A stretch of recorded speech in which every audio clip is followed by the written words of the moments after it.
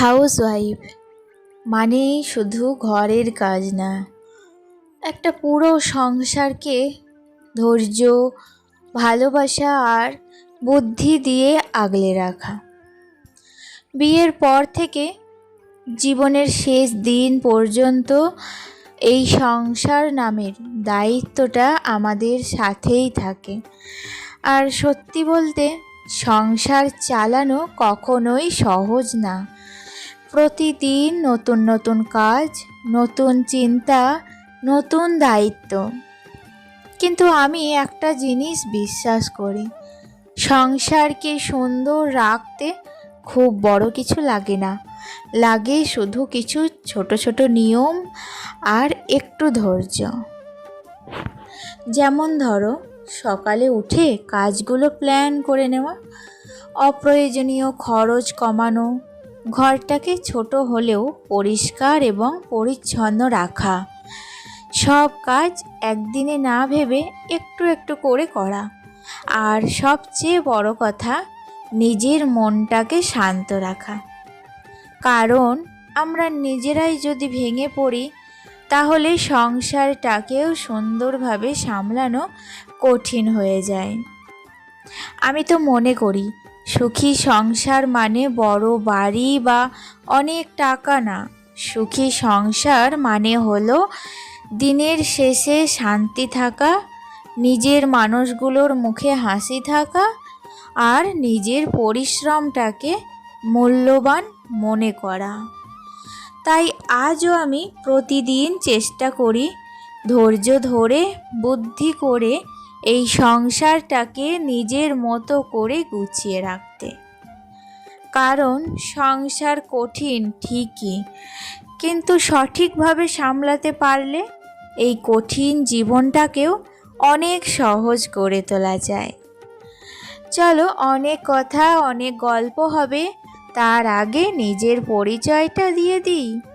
নমস্কার, কেমন আছো সবাই? আশা করি তোমরা সবাই খুব ভালো আছো, আর আমিও বেশ ভালো আছি। আমি সুমি।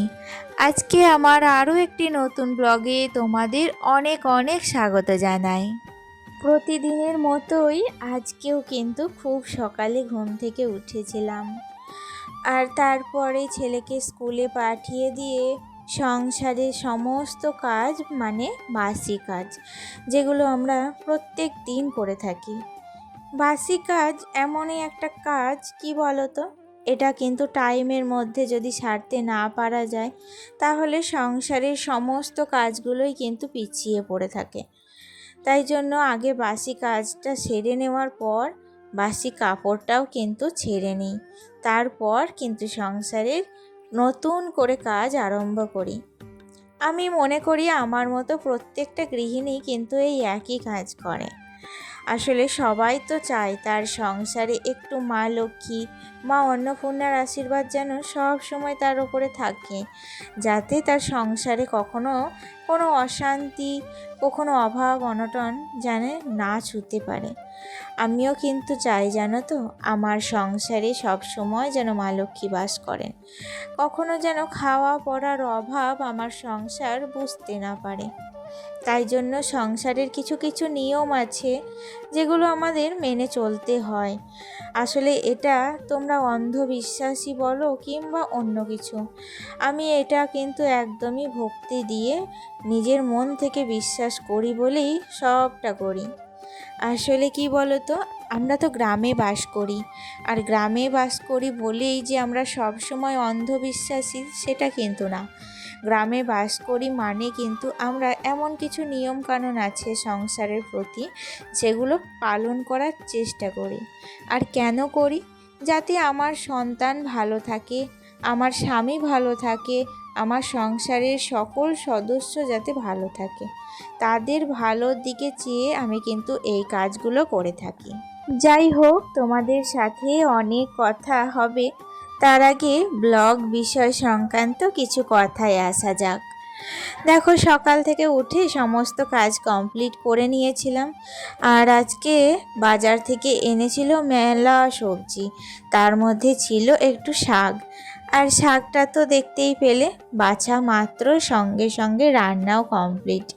আর তাছাড়া আজকে করব একটু পাঁচ মেশালি ঝোল, বেগুন আলু সব কিছু দিয়ে, তার সাথে দেব কিছু বড়ি।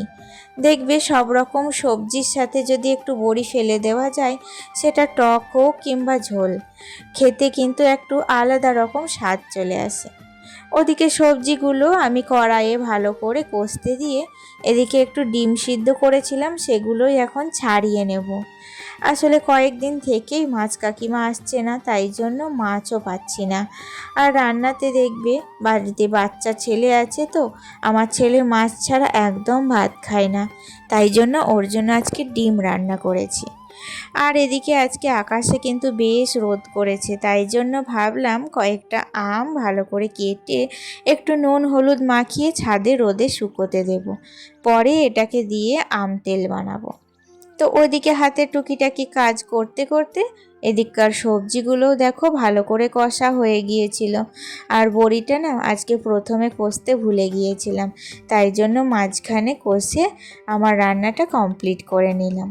রান্না বান্নার পর সবজি যেগুলো এনেছিল বাজার থেকে, সেগুলোই দেখো এখন ঢেলে নিচ্ছি, গুছিয়ে রাখছি।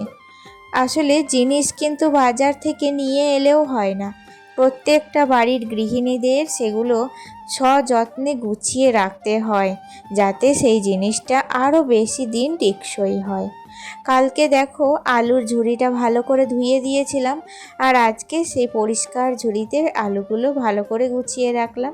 আর এদিকে বেশ কয়েকটা সবজি ছিল, যেগুলো এখন আমি ফ্রিজে রাখছি।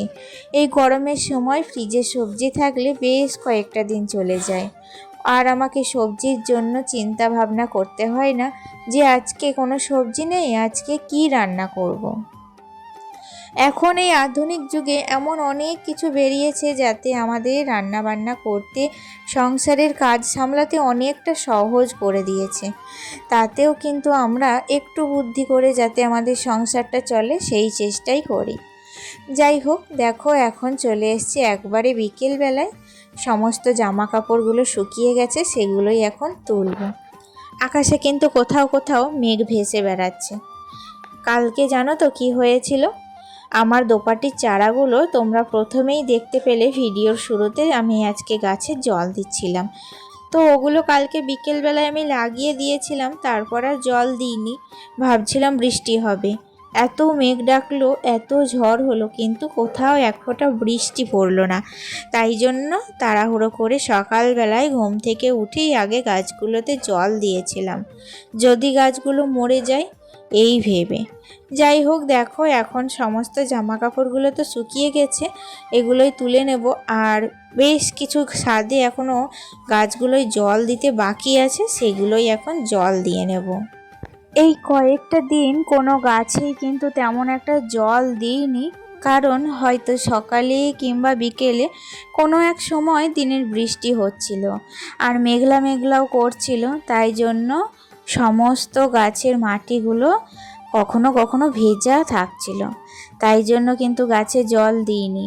আর কালকে থেকে দেখছি আকাশে বেশ খানিকটা রোদ হচ্ছে, আর আজকে না শ্বশুরমশাই গাছে জল দিতে পারেননি, হয়তো রোদের তাপেই পারেননি, তাই জন্য আমি কিন্তু বিকেলবেলায় জল দিয়ে দিচ্ছি। তাও প্রত্যেকটা গাছে জল দিলাম না, কারণ প্রত্যেকটা গাছে জল লাগবে না, কেবল যেগুলো গাছের মাটি শুকিয়ে গেছে সেই গাছগুলোতেই কিন্তু জলগুলো দিয়ে দিচ্ছি।